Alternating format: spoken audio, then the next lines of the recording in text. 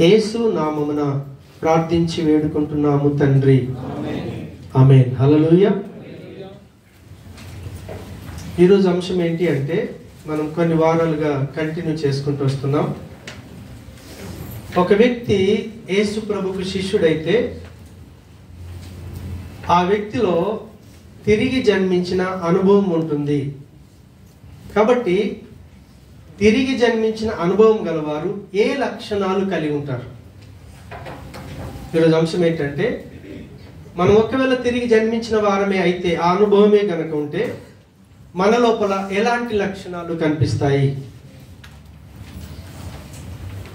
పౌలు చెప్తా ఉన్నాడు, మనమందరమును ముసుగు లేని ముఖముతో ప్రభు యొక్క మహిమను అద్దము వలె ప్రతిఫలింపజేయచ్చు, మహిమ నుండి అధిక మహిమను పొందుచు ప్రభువకు ఆత్మ చేత ఆ పోలికగానే మార్చబడుచున్నాము.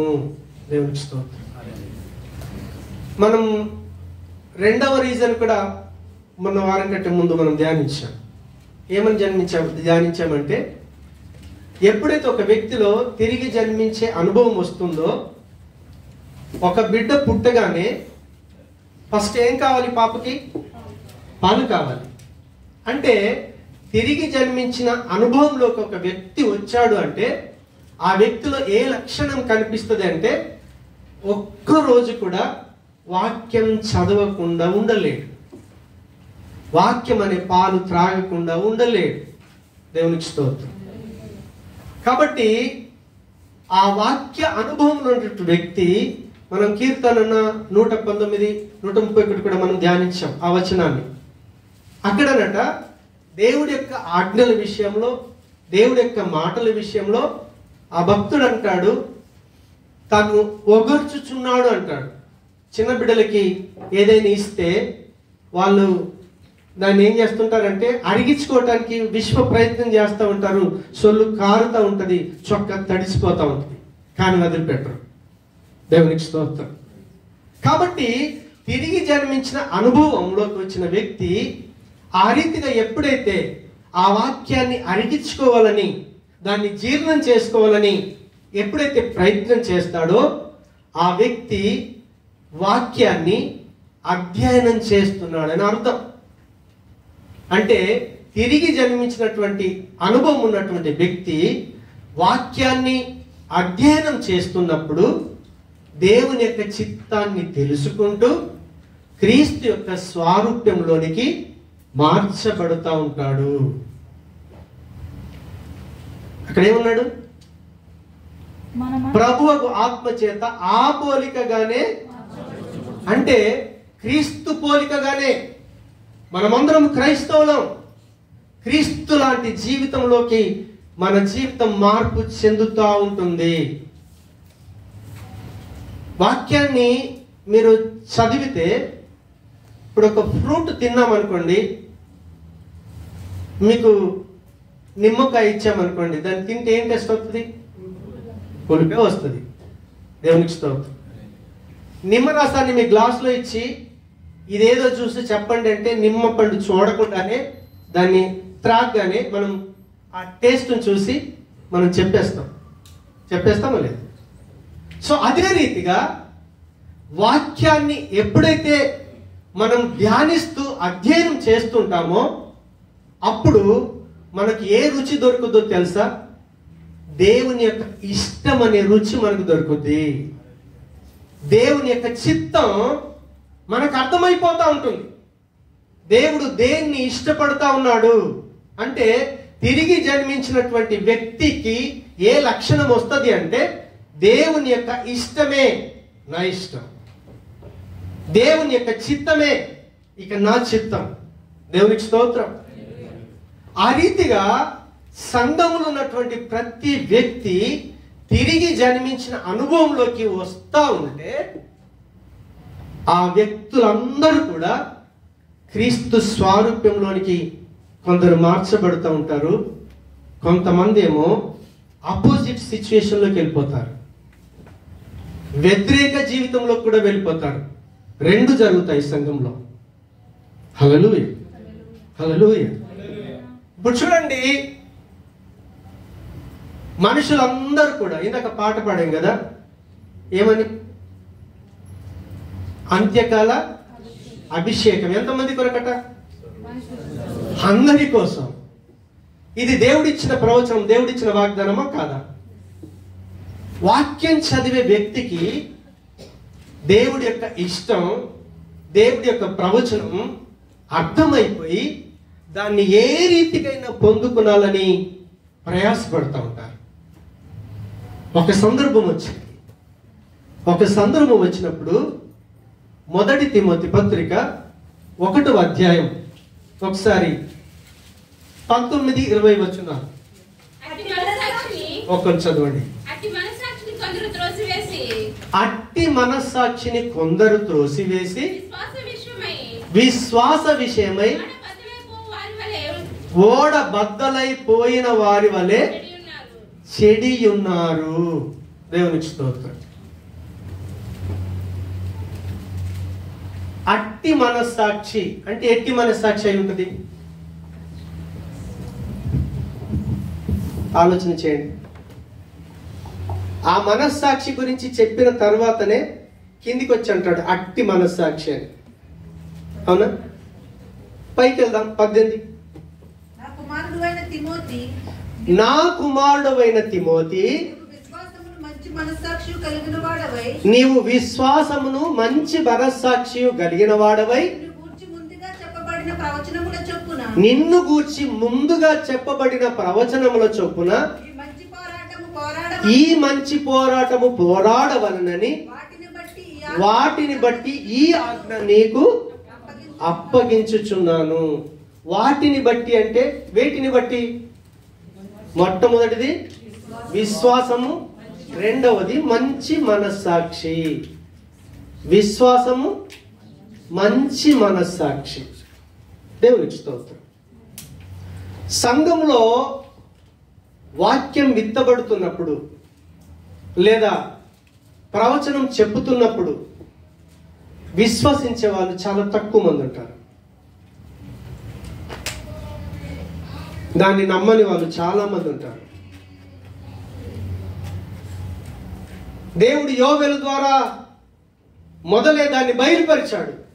సంఘం ఆరంభించిన నాడే ఆ ప్రజలందరూ కూడా అన్య భాషలతో మాట్లాడుతూ ఉంటే అక్కడ ఉన్న ప్రజలు అనుకున్నారు, ఏంట్రా వీళ్ళు ఇంత ఉదయకాలం మత్తులై ఉన్నారు, తాగారు అనుకున్నారు. కానీ అప్పుడు ఆ సేవకుడు నిలబడి చెప్తా ఉన్నాడు, ఇది కొన్ని సంవత్సరాల క్రితమే దేవుని యొక్క అభిషేకం పొందుకుంటాం, పరిశుద్ధాత్మని పొందుకుంటాం, దేవుడిచ్చే వరాలను పొందుకుంటాం. ఇప్పుడు మీరు చూస్తున్నారే ఆ ప్రవచనం పొందుకున్న వీరే. దేవుని కార్యం జరుగుతూ ఉందని అక్కడ పేతురు చెప్తా ఉన్నాడు. దేవునికి స్తోత్రం. హల్లెలూయా. తిమోతికి ఎందుకు రాస్తున్నాడు అని అంటే, తిమోతి అదే మొదటి తిమోతి పత్రిక 4వ అధ్యాయం ఒకసారి 14వ వచనం 15-16 చూద్దాం. పెద్దలు హస్త నిక్షేపణము చేయగా ప్రవచన మూలమున నీకు అనుగ్రహింపబడిన నీలో ఉన్న వరమును అలక్ష్యము చేయకుము. దేవునికి స్తోత్రం. దేవుడు తన సేవకుల ద్వారా అభిషేకించినప్పుడు వరాలు కూడా ఇస్తాడు. ఎందుకంటే ఇచ్చేది ఆయన కాదు, ఇచ్చేది తనలో ఉన్న క్రీస్తు ఆత్మ, పరిశుద్ధాత్మ దేవుడు. అంటున్నాడు, దయచేసి ఆ అనుగ్రహింపబడినటువంటి వరమును గురించి నువ్వు అలక్ష్యం చేయకుము. నెక్స్ట్ 15. నీ అభివృద్ధి అందరికి తేటగా కనబడు నిమిత్తము వీటిని మనస్కరించుము. దేవునికి స్తోత్రం. నువ్వు దేని యందు మనస్కరించాలి? పరిశుద్ధాత్మ దేవుడు వరాలను ఇస్తాడు, కృపావరాలు ఇస్తాడు, ఆత్మవరాలను ఇస్తాడు. బుద్ధివాక్యం, జ్ఞానవాక్యం, ఆత్మల వివేచన వరం, వీటిని గ్రహించే వరాలు అంటారు. భాషలు, భాషలకు అర్థం ప్రవచనాత్మ, స్వరవరాలు, మాట్లాడే వరాలు, విశ్వాసము, స్వస్థపరిచే వరములు, అద్భుతాలు చేసే శక్తి. దీన్ని ఏమంటారంటే శక్తి వరాలు. అక్కడ చెప్తా ఉన్నాడు, నిన్ను పరిచర్యకు పంపించేటప్పుడు అపొస్తలుల కార్యం రాస్తాడు అనమాట. ఆయనను సేవకు ప్రత్యేకించినప్పుడు అక్కడ ఆ సంఘంలో ఉన్న పెద్దలు ఆయనను అభిషేకించి పంపించారు. తిమోతికి దేవుడు చక్కటి వరం ఇచ్చాడు. ఆ వరం విషయంలో నువ్వు అలక్ష్యం చేయొద్దు. దేవునికి స్తోత్రం. హల్లెలూయా. నువ్వు దేవునిలో అభివృద్ధి పొందాలి. పనికిరాని మనల్ని, మనం చచ్చిపోతాం కదా, రేపొద్దున సునీతమ్మ కూడా వాసన వస్తుంది త్వరగా తీసే ఇంట్లో నుంచి అని చెప్పొద్ది. అంత పనికిరాని వాళ్ళం మనం. కానీ అంత పనికిరాని మనల్ని ప్రభు ప్రాణం పెట్టి కొనుక్కొని రక్షించుకున్నాడే. ఎందుకొరకు? ఏ రోజైనా ఆలోచన చేస్తున్నారా? నీలో తిరిగి జన్మించిన అనుభవం ఉంటే దేవుడు నిన్నెందుకు రక్షించుకున్నాడు? దేవుడు ఎందుకు క్రీస్తు శరీరంలో నిన్ను అంటకట్టబట్టాడు? దేవుడు ఎందుకు నిన్ను దైవికమైన కుటుంబంగా చేశాడో నువ్వు ఎరగగలుగుతావు. లేదంటే ఇలా వచ్చి అలా వెళ్ళిపోతాం, సత్రం లాగా వస్తాం, అవసరత కొరకు వస్తాం, అవసరం తీర్చుకొని వెళ్ళిపోతాం. కానీ తిరిగి జన్మించిన వ్యక్తికి ఇది దైవిక కుటుంబం అని అర్థమవుతుంది. ఇది దైవిక కుటుంబం అని అర్థమైన వ్యక్తికి దేవుని మాటల పట్ల ఆసక్తి ఉంటుంది. దేవుని మాటల పట్ల, వాక్యం పట్ల ఆసక్తి కలిగి ఉన్న వ్యక్తి దాన్ని ధ్యానించకుండా ఉండలేడు. ఆ వాక్యాన్ని ధ్యానిస్తున్నప్పుడు దేవుని యొక్క చిత్తం, దేవుని యొక్క ఇష్టం, దేవుడు నిన్నెందుకు కొరకు ప్రాణం పెట్టి కొనుక్కొని ప్రత్యేకించుకున్నాడో ఆ చిత్తం నీకు అర్థమైపోతుంది. కాబట్టి ఓహో, దేవుడు నన్ను ఎందుకు రక్షించుకున్నాడో ఆ ప్రణాళికలో నేను ఎదగాలి, అభివృద్ధి చెందాలని దేవుడిచ్చినటువంటి వరాల మీద ఆసక్తి పెట్టుకుంటాడు.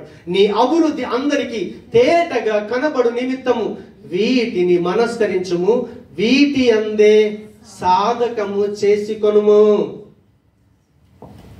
ఎంతమంది బాప్తిస్మపు అనుభవం వచ్చిన తర్వాత పరిశుద్ధాత్మదేవా, నువ్వు నాకే వరాన్ని ఇవ్వాలనుకుంటున్నావో ఆ వరం నాకు కావాలని ఎంతమంది ఆసక్తితో ప్రార్థన చేస్తా ఉన్నారు. సో ఇలాంటి ప్రవచనాలు ప్రవచించబడుతుంటుండగా, అభిషేకించబడుతుంటుండగా కొంతమంది వ్యతిరేకించే వాళ్ళు కూడా ఉంటారు. హల్లెలూయా. అందుకే ఆ 1 తిమోతి పత్రిక 1వ అధ్యాయం 20వ వచనంలో చూడండి, వారిలో హుమేనయును అలెగ్జాంద్రును ఉన్నారు. వీరు దూషింపబడకుండా శిక్షింపబడుటకై వీరిని సాతానునకు అప్పగించితిని. దేవునికి స్తోత్రం.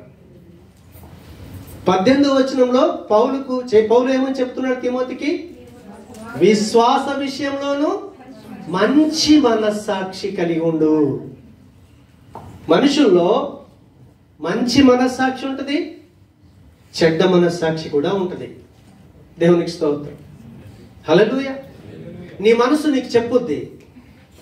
నువ్వు తిరగబడుతున్నప్పుడు, నువ్వు తిరుగు మాటలు అంటున్నప్పుడు నీ మనస్సాక్షి మంచిదైతే, క్రీస్తు చూడండి తండ్రికి 24 hours విధేయత కలిగి ఉన్నాడు. ఏ రోజు కూడా తండ్రి మాటను దాటి ఒక్క పని కూడా చేయలేదు ఆయన. ఫస్ట్ ఆయన ఉపవాసం ఉండి ప్రార్థన చేసినప్పుడే తండ్రి అయిన దేవుడు ఏ మాట ఇవ్వలేదో దాన్ని దాట చేయాలని సాతానుడు వచ్చి అన్నాడు, నువ్వు దేవుడి కుమారుడివైతే ఈ రాయిని నువ్వు రొట్టెగా చేయాలంటే చేయలేదు ఆయన. చేయొచ్చు ఆయనకి, కానీ తండ్రి రాయిని రొట్టెగా చేయటం కొరకు పంపించలేదు ఆయన. అంటే ఒక మాట మాట్లాడినా, ఒక క్రియ చేసినా తండ్రి అయిన దేవుడికి లోబడే ఆయన జీవించాడు జీవితం అంతా కూడా. మనం ఎంత మట్టుకు లోబడుతున్నాం, ఎంత మట్టుకు విధేయత చూపిస్తున్నాం దేవునికి, సేవకునికి, వాక్యానికి, ఏ విషయాల్లో ఎంత మట్టుకు విధేయత చూపించగలుగుతా ఉన్నాం? నీ మనస్సాక్షి మంచిగా ఉందా? తిమోతికి మంచి మనస్సాక్షి ఉంది, విశ్వాసం ఉంది. అదే విశ్వాసాన్ని, అదే మనస్సాక్షిని ఈరోజు మనం కలిగి ఉండాలి. దేవుడు నిన్ను కొనుక్కున్నది ఆయన స్వారూప్యంలో నువ్వు పరిపూర్ణుడు కావాలి. ఆయన ఇచ్చినటువంటి వరాలను మనం పొందుకునాలి. ఈ మట్టి దేహాన్ని యేసయ్య నామం పేరిట ఎప్పుడైతే బాప్తిసం పొందుతున్నామో పరిశుద్ధాత్మ చేత ముద్రించాడు. పరిశుద్ధాత్ముడు దేవుని యొక్క మహిమ. ఇప్పుడు ఆ మహిమ నుంచి ఇంకా అధిక మహిమలోకి మనం రోజు రోజు వెళ్తూనే ఉండాలి, అభివృద్ధి చెందుతూనే ఉండాలి. కానీ మనం ఏం చేస్తాం? మనం దాని కొరకు ప్రయాసపడం, దాని కొరకు ఆలోచన కలిగి ఉండం. దేవునికి స్తోత్రం, హల్లెలూయా. అందుకే ఒక సందర్భం వచ్చింది, గలతీ సంఘస్థులు తొందరగా సువార్త నుంచి తప్పిపోయారు. అక్కడ పౌలు చెప్తా ఉన్నాడు, గలతీ పత్రిక 4వ అధ్యాయం ఒకసారి 19వ వచనం త్వరగా. నా పిల్లలారా క్రీస్తు స్వారూప్యము మీ అందు ఏర్పడు వరకు మీ విషయమై మరలా నాకు ప్రసవ వేదన కలుగుచున్నది. ఒక వ్యక్తి ప్రభు వైపు నడిపించబడాలి అంటే, వాక్య ప్రకారంగా జీవించాలంటే, ఆ సేవకుడు ఆ వ్యక్తి కొరకు ఉపవాసం ఉండి ప్రార్థన చేస్తూ కళ్ళ ముందు తన కళ్ళతో చూస్తున్నటువంటి ఆ వ్యక్తి ముందు ఏదైనా చెడు కనిపిస్తే, దేవునికి వ్యతిరేకమైనది కనిపిస్తా ఉంటే, హెచ్చరిస్తూ ఉంటే, వాళ్ళు తిరగబడ్డా సరే వాళ్ళ కొరకు కన్నీటి ప్రార్థన చేస్తూ, వాళ్ళు తిట్టినప్పుడు మనసుకు వేదన అవుతుంది, బాధ అవుతుంది. కానీ ఒక స్త్రీ ఉందే, బిడ్డను కనే ముందు పురిటి నొప్పులు ఎంత భయంకరంగా ఉంటాయో తెలుసు. అయినా ఒక బిడ్డను కనటానికి ఏ రీతికి ఇష్టపడతా ఉందో, వాక్యాన్ని ఉన్నదున్నట్టుగా బోధిస్తూ ఉన్నప్పుడు తిరగబడుతున్న వారిని, వ్యతిరేకిస్తున్న వారిని కూడా సహనంతో ప్రేమిస్తూ వాళ్ళ కొరకు ఒక స్త్రీ ప్రసవ వేదన పడినట్టుగా ఒక సేవకుడు పడకపోతే సంఘములున్న విశ్వాసులు క్రీస్తు స్వారూప్యములోకి రాలేరు.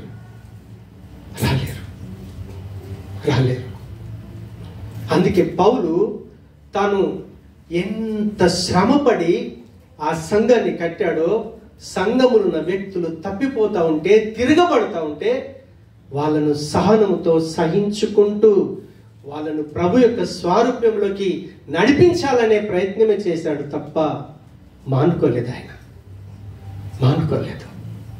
దేవునికి స్తోత్రం, హల్లెలూయా.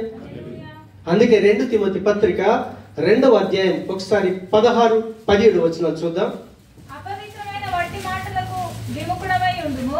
అపవిత్రమైన వట్టి మాటలకు విముఖుడవై ఉండుము. అట్టి మాటలాడువారు మరి ఎక్కువగా భక్తిహీనులవుదురు.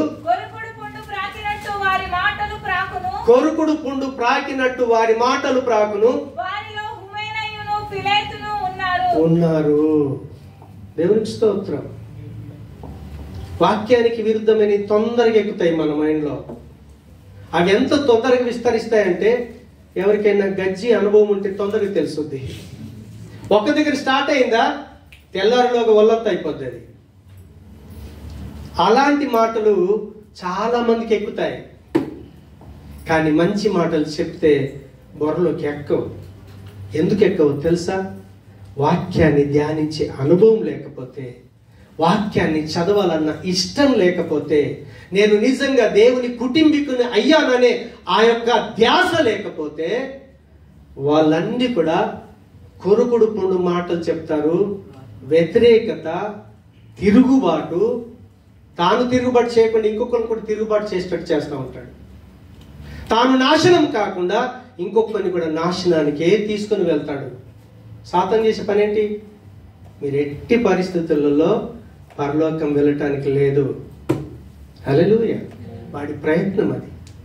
దేవునికి స్తోత్రం, హల్లెలూయా. మనం ఎప్పుడైతే క్రీస్తు సంఘములో కట్టబడి ఆయుష్ పెరుగుతూ ఉంటుందో, మన సీనియారిటీ పెరుగుతూ ఉంటుందో, అప్పుడు వాక్యం పట్ల నువ్వు ఎప్పుడైతే ధ్యానించే గుణంలోకి వస్తావో, వాక్యంలో ఉన్న సత్యానికి, దేవుని యొక్క చిత్తానికి మన జీవితాన్ని అప్పగించుకుంటాం. దేవుడిచ్చే వరాల కొరకు ప్రార్థన చేస్తాం. దేవుడు నన్ను ఎందుకొరకు రక్షించుకున్నాడో ఆ రక్షణ ప్రణాళిక, ఉద్దేశం నాలో నెరవేర్చబడాలని ప్రయాసపడతాం. లేకపోతే ప్రయాసపడలేం. దేవునికి స్తోత్రం. అదే 2 తిమోతి 4:14-15 చూస్తే అక్కడ ఏముంటుందంటే, అలెగ్జాంద్రు అను కంచరివాడు నాకు చాలా కీడు చేసెను, అతని క్రియల చొప్పున ప్రభువు అతనికి ప్రతిఫలం ఇచ్చును. దేవునికి స్తోత్రం. తిరుగుబాటు ఉంది, దానికి తగిన ప్రతిఫలం దేవుడు ఇచ్చేస్తాడు. ఒకవేళ తిరుగుబాటు చేసే లెక్కలు ఉన్నామా, దయచేసి లోబడే మనసును కోరుకుందాం. మన నాశనాన్ని కోరుకునే దేవుడు కాదు మన దేవుడు. మన అతిక్రమాన్ని ఒప్పుకుంటూ విడిచిపెట్టుకోవటానికి మనం ఎప్పుడైతే ప్రయాసపడతామో కనికరం గల దేవుడు మన హృదయాన్ని మారుస్తాడు. ఆయన లోబడే మంచి మనసునిస్తాడు. ఆయన చెప్పిన సత్యాన్ని సత్యంగా అర్థం చేసుకోవటానికి సత్య స్వరూపైన పరమాత్ముడు మనలో ఉన్నాడే. పరిశుద్ధాత్మ దేవుడు మనల్ని సర్వ సత్యములోనికి నడిపిస్తాడు. ఆయన అలా కాదు నా ఇష్టం అని తిరగబడితే ఆయన అంటున్నాడు, అతని క్రియల చొప్పున ప్రభు అతనికి ప్రతిఫలం ఇస్తాడు. No problem, no problem. కాబట్టి ఈరోజు మన ఆశ ఏ రీతిగా ఉంది? వాక్యాన్ని చదివితే దేవుని ప్రేమ అర్థమవుతుంది, దేవుని పరిశుద్ధత అర్థమవుతుంది, దేవుని నీతి న్యాయం మంచి అర్థమవుతుంది, క్రీస్తులో ఉన్న విధేయత అర్థమవుతుంది. ఆయన అంటాడు, సుంకరు వచ్చి పరిసయ్యుడు వచ్చి ప్రార్థన చేసిన తర్వాత పరిసయ్యుడికి వాక్యమంతా తెలుసు. సుంకరికి తనేం తప్పులు చేస్తున్నాడో తెలుసు ఆయనకి.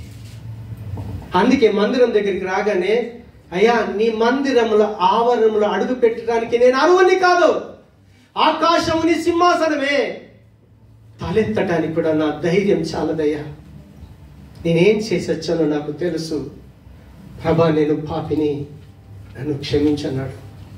అప్పుడు ప్రభు అన్నాడు, వాక్యం తెలిసి సన్నిధి తెలిసి దేవుని సముఖానికి వచ్చి వాక్యాన్ని బోధించే ఆ వ్యక్తి ఉన్నాడే పరిసయ్యుడు, ప్రభు అంటున్నాడు, ఇతని కంటే ఇతడు నీతిమంతుడుగా తీర్చబడి, అందుకే అంటాడు, తన్ను తాను హెచ్చించుకునేవాడు తగ్గించబడతాడు, తన్ను తాను తగ్గించుకునేవాడు దేవుని చేత హెచ్చింపబడతాడు.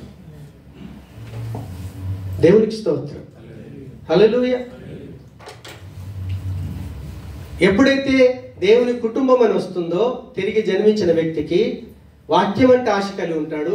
వాక్యం అంటే ఆశ కలిగిన వ్యక్తి వాక్యాన్ని ధ్యానిస్తూ దేవుని ఇష్టాన్ని తెలుసుకుంటూ అది తన జీవితంలో నెరవేర్చబడాలని, అంటే క్రీస్తులాగా జీవించడానికి ఆ వ్యక్తి కోరిక కలిగి ఉంటాడు. 4వది ఏం చేస్తాడో తెలుసా? ఎప్పుడైతే దేవుని చిత్తాన్ని మనం తెలుసుకుంటామో 4వది ఏం జరుగుద్దో తెలుసా? మన అమ్మ నాన్న ఇచ్చిన జీవితం మనలో మారిపోద్ది. ఏమవుద్ది? మన అమ్మ నాన్నేమో వాళ్ళకున్న స్వభావాన్ని మనకిచ్చారు, కానీ తిరిగి జన్మించిన అనుభవం వ్యక్తి కలిగిన వ్యక్తి, నేను దేవుని కుటుంబీకుని అంటాడు, దేవుడి మాటలంటే ఇష్టపడతాడు, దేవుని మాటల్ని ధ్యానిస్తాడు, దేవుని చిత్తాన్ని తెలుసుకుంటూ ఆయన చిత్తం పరిపూర్ణం చేయడానికి ఎప్పుడైతే ఆయన ఇష్టపడుతుంటాడో అప్పుడు మనలోకి ఏమొస్తుందో తెలుసా? నూతన స్వభావము. ఇప్పుడు నువ్వు కొత్త సృష్టి అంటాడు. దేవునికి స్తోత్రం. అదే 2 కొరింథీ పత్రిక 5:17 చూస్తే త్వరగా, కాగా ఎవడైనను క్రీస్తునందున్న ఎడల వాడు నూతన సృష్టి. అమ్మ నాన్న ఇచ్చిన గుణ లక్షణాలన్నీ క్లోజ్ అయిపోయినాయి. ఇప్పుడు క్రీస్తు పరమాత్ముడు ఇచ్చినటువంటి గుణాలు మన లోపలికి వచ్చేస్తాయి. దేవునికి స్తోత్రం, హల్లెలూయా. ఇప్పుడు చూడండి, మనం ఎప్పుడైతే నూతన సృష్టి అవుతామో మనలో కొత్త స్వభావం వస్తుంది. ఎలాంటి స్వభావం వస్తుంది? క్రొత్త స్వభావం ఏ రీతికి వస్తుందో తెలుసా? ఒకసారి తీతు పత్రిక 3వ అధ్యాయం 5వ వచనం. మనము నీతిని అనుసరించి తీతు 3:5. మనము నీతిని అనుసరించి ఆ. చేసిన క్రియల మూలము కాక తన కనికరమును తన కనికరము చొప్పుననే పునర్జన్మ సంబంధమైన పునర్జన్మ సంబంధమైన స్నానము ద్వారాను పరిశుద్ధాత్మ మనకు నూతన స్వభావము కలుగజేయట ద్వారాను మనలను రక్షించెను. దేవునికి స్తోత్రం. ఫస్ట్ ఏమన్నాడు తెలుసా? మనము చేసిన మంచి క్రియల మూలంగా కాకుండా దేవుడు తన కనికరము చొప్పుననే పునర్జన్మ సంబంధమైన అని అంటే కిందేమిచ్చాడు? పునఃస్థితి స్థాపన సంబంధం. పునఃస్థితి స్థాపన సంబంధమైన. పునఃస్థితి అని ఎందుకన్నాడు తెలుసా? మన అమ్మ నాన్న ఇచ్చిన స్థితి డిఫరెంట్. ఇప్పుడు మళ్ళీ ఏం చేయాలి? అది డిఫరెంట్లోకి రావాలి. అమ్మ నాన్న ఇచ్చిన జీవితం నుంచి దేవుడు మనకిచ్చిన జీవితంలోకి రావాలి. అంటే తిరిగి జన్మించినటువంటి అనుభవంలోకి మనం రావటానికి ఆయన ఏం చేశాడో తెలుసా? స్నానము ద్వారా అన్నాడు. ఏ స్నానం? ఒకసారి గలతీ పత్రిక 5:27 వచ్చింది, త్వరగా చదవండి. గలతీ 5:27, ఎఫెసీ 5:27, దయచేసి ఎఫెసీ 5:27. అటువలే క్రీస్తు కూడా ఇక్కడ నుంచి స్టార్ట్ అవుతుంది. వాక్యముతో ఉదక స్నానము చేత దానిని పవిత్రపరిచి పరిశుద్ధపరచుటకై దాని కొరకు తన్ను తాను అప్పగించుకొనెను. ఇప్పుడు చూడండి, మీకు బాగా అర్థం కావాలి. తండ్రి, కుమార, పరిశుద్ధాత్మ. తండ్రి మనకు ప్రాణాత్మ శరీరాలను ఇచ్చాడు, కానీ మనం పాపంలో పడిపోయాం, మురికి అంటించుకున్నాం. యేసుక్రీస్తు శిలువలో ఎందుకొరకు అప్పగించుకున్నాడో తెలుసా? ఆయన వాక్యముతో ఉదక స్నానం చేత దానిని పవిత్రపరిచి, దేనిని? క్రీస్తు సంఘం, ఆ యేసయ్య యొక్క రక్తములో కడగబడిన జనాంగం ఏదైతే ఉందో, ప్రతిరోజు వాక్యం చేత స్నానం చేపిస్తా ఉంటే, ఆ స్నానం చేయించడం కొరకే మన కొరకు సిలువలో చనిపోయాడు ఆయన. దేవునికి స్తోత్రం. ఆయన చనిపోయినప్పుడు అంటాడు, నేను వెళ్తున్నాను, నేను వెళ్ళిన తర్వాత ఎవరిని పంపిస్తాను? పరిశుద్ధాత్ముని పంపిస్తాను. అంటే తండ్రి ఇచ్చిన ఈ జీవితం పాపమైపోయింది, అపవిత్రమైపోయింది. క్రీస్తు వచ్చాడు, ఆయన వాక్యం చేత మనల్ని కడుగుతున్నాడు. పరిశుద్ధాత్మ దేవుడు ఏమి ఇస్తాడో తెలుసా? నూతనమైన జీవితాన్ని ఇస్తాడు, క్రొత్త జీవితాన్ని ఇస్తాడు. ముగ్గురు పనిచేశారు. తండ్రి సృష్టించాడు, కుమారుడు పవిత్రపరుస్తున్నాడు. కానీ బయట కనిపించే జీవితం పవిత్రతను ఎవరిస్తారంటే, ఇక్కడ తీతు 3:5 అంటున్నాడు. ఏమంటున్నాడు? పరిశుద్ధాత్మ మనకు నూతన స్వభావము కలుగజేస్తాడు.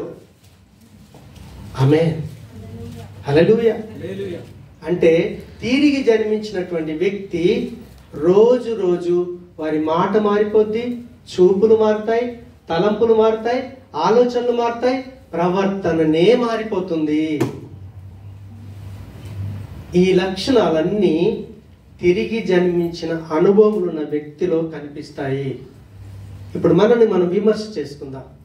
ఒకవేళ తిరిగి జన్మించిన అనుభవమే కనుకుంటే, ఇది దేవుని కుటుంబం అని గ్రహిస్తున్నావా? దేవుని మాటలంటే ఇష్టపడుతున్నావా? ఆ మాటలను ధ్యానిస్తూ దేవుని యొక్క చిత్తాన్ని తెలుసుకుంటూ క్రీస్తు యొక్క స్వారూప్యం పరిపూర్ణం కావాలని ప్రయాసపడుతున్నావా? వాక్యానికి విరుద్ధంగా జీవిస్తున్నావా? ఒకవేళ ఆయన చిత్తం నెరవేర్చడమే నీ జీవితం యొక్క లక్ష్యం అయితే, మనలో క్రొత్త జీవితం వస్తుంది. అలాంటి జీవితాన్ని దేవుడు మనందరికీ దయచేయునుగాక. ప్రార్థన చేసుకుందాం. ప్రేమ కలిగిన మా తండ్రి, మీకు వందనాలు. యేసు ప్రభు యొక్క శిష్యుల్లో తిరిగి జన్మించిన అనుభవం ఉంటే ఏ లక్షణాలు ఉన్నాయో మేము ధ్యానిస్తా ఉన్నాం ప్రభు.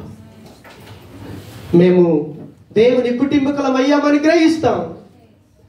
మేము దేవుని కుటుంబీకులమయ్యామని గ్రహించినప్పుడు ఒక కుటుంబం లాగా జీవిస్తాం. ఆ కుటుంబంలో తండ్రి మాటకి ఎలా విలువ ఉంటుందో, దేవా నీ వాక్యానికి విలువనిచ్చి నీ మాటల కొరకు ఆశ కలిగి జీవిస్తాం. అంత మాత్రమే కాదు ప్రభా, నీ మాటల ప్రకారంగా జీవించడానికి, నిన్ను అర్థం చేసుకోవటానికి, నీ ఇష్టాన్ని తెలుసుకోవటానికి వాక్యాన్ని ధ్యానిస్తూ ఉంటే మేము నూతన సృష్టి అయిపోతాం. ఇలాంటి జీవితము మా అందరిలో ఇచ్చి నీ మహిమ కొరకు సాక్షులుగా నిలవబెట్టుకొనుమని యేసు నామమున ప్రార్థించి వేడుకుంటున్నాము తండ్రి.